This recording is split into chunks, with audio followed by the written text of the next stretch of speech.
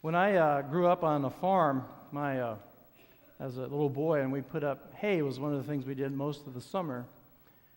And we had cousins from our Louisiana cousins who lived in Shreveport that would come and often come during the summer and visit us. To give you some sense of my cousins, in later years when they were teenagers and would come, I think it was because they were hiding out from the Shreveport police.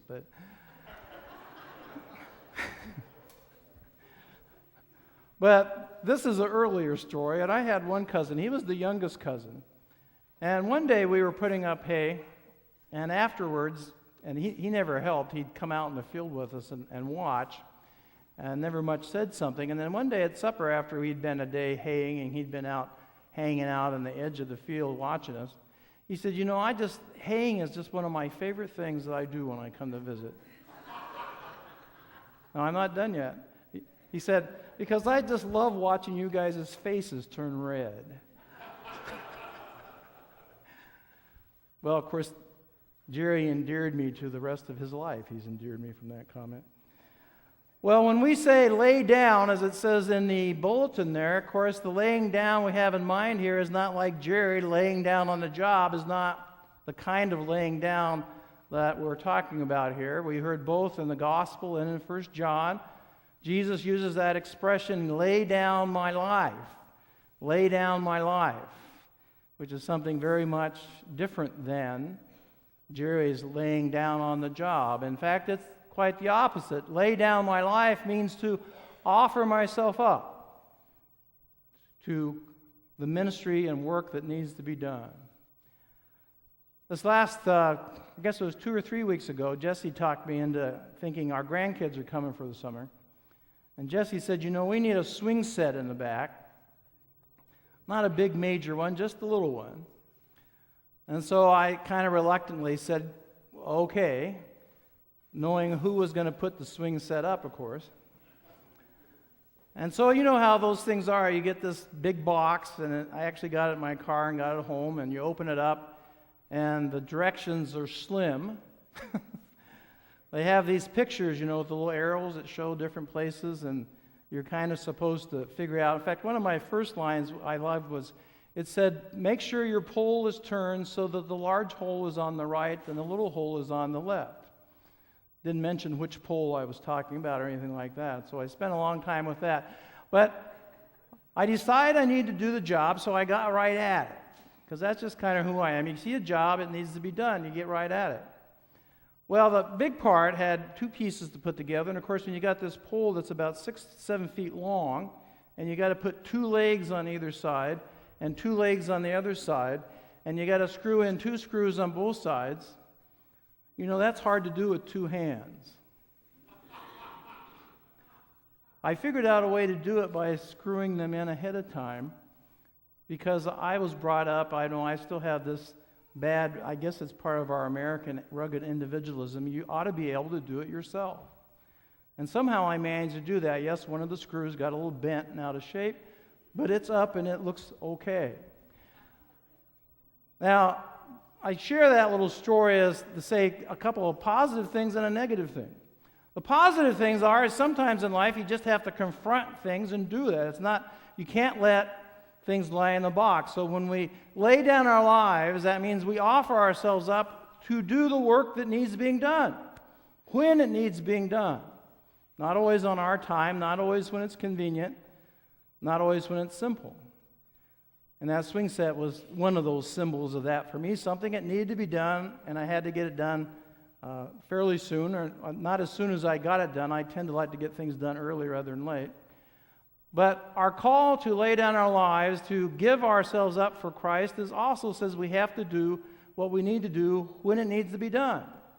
But the other lesson I think that's important in that is the thing I did wrong, and I almost always do this wrong because I hate to ask for help. I know some of the rest of you are like that. But the other lesson in this is you really ought to ask for help.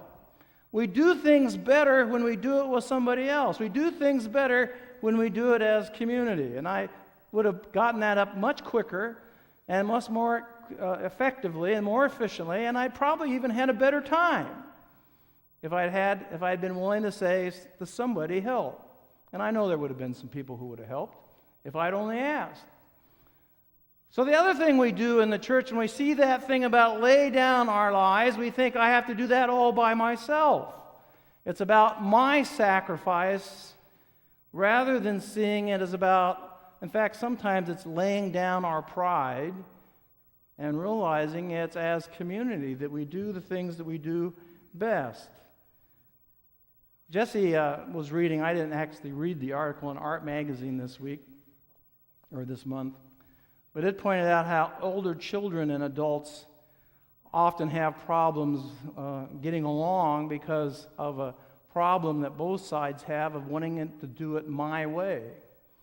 And so eventually they can't both do it my way. They end up having families actually break apart because there's no meeting in the middle and saying, how can we care for each other? I was at Family and Children's Council retreat yesterday, and they were also mentioning that one of the problems that they deal with all the time when they're trying to counsel with families that are having some difficulties with children is they often will come across parents who think that parenting means that the children come second and they can do whatever they want and the parents just have to fit into their schedule. Now, it is important to recognize that children aren't supposed to be in charge of your life, but we know that when you have small children, sometimes you have to do what needs to be done then, when they need it, not when you need it. But that's become almost a part of our culture to decide, well, is it good for me? Is it something I want to do?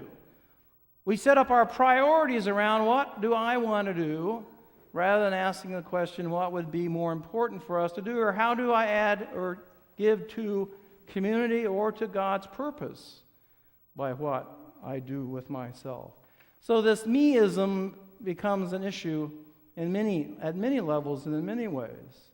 So we lay down our lives is to lay down that sense of it's always about what I want. There's a great old joke, and maybe I've told it before, see if you remember it. If you don't laugh, that'll be because you didn't remember it, right? So this is a joke about a chicken and a pig were arguing about who gave the most to the farmer. And the pig finally said to the chicken, he said, when it comes down to the farmer's favorite meal of fried eggs and ham, he said, you just have to make a contribution. I have to make a commitment.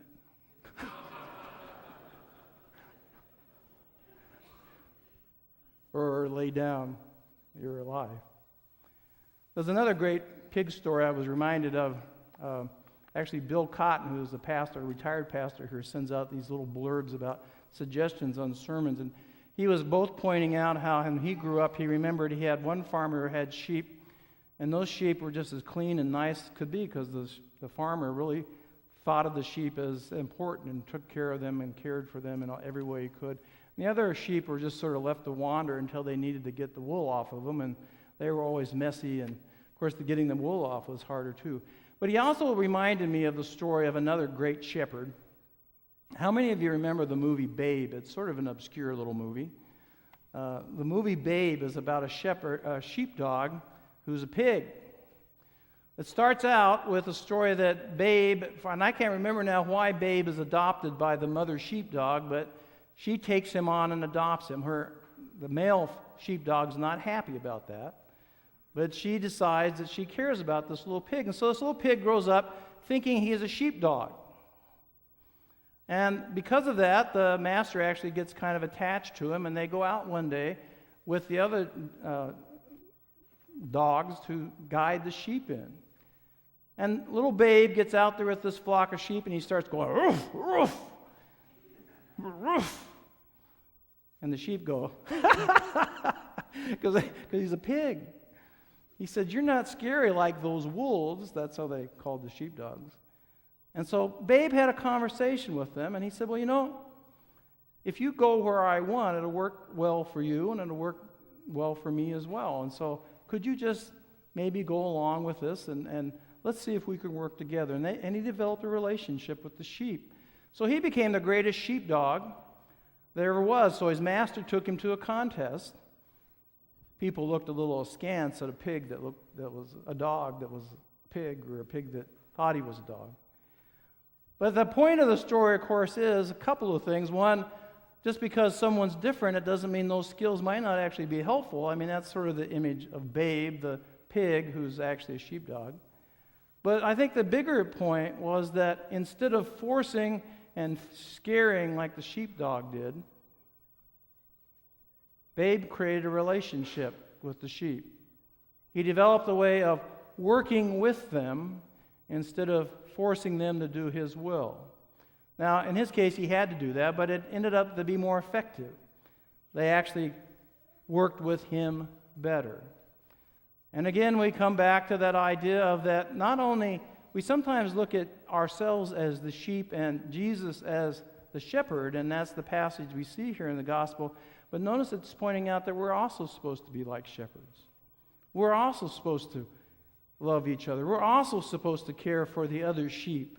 We're also supposed to be loving one another in a way that creates God's kingdom and God's purpose.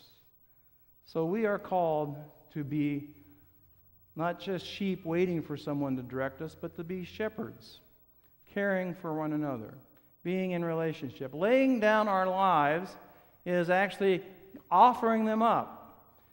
And I think we also interpret this laying down our lives in a rather more negative sense and seeing that as dying, and partly because of Jesus dies on the cross. But you really look through that passage, we find out that laying down our lives is not about saying I'm willing to die for Jesus. It's willing to say I'm willing to live for Jesus. Laying down your life means I offer my life for God's purpose. I offer my life not for my own personal gain, but I ask first the question, how can my life and the way I live it add to God's kingdom, God's purpose? So to lay down your life is to offer it up. Lay it down not to die, lay it down for life and God's purpose. So as you consider laying down for Jesus, as we look at our confirmands, as they make this commitment to the church, it reminds all of us that we come here and lay down our lives, all that we do with our lives, for the purpose of the kingdom of God.